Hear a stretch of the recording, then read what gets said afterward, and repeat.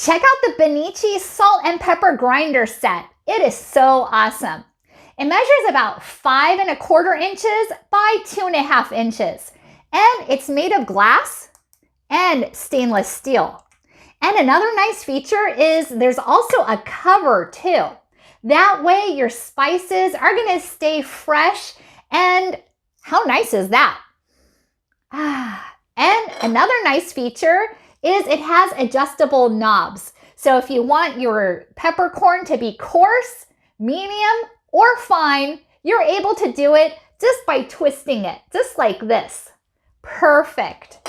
And besides the salt and pepper grinder, they've also included this wooden spoon and this cleaning brush too.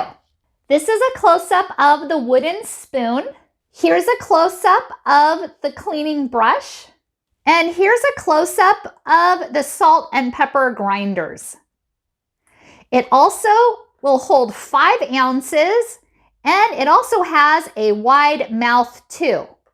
Perfect for filling up very easily.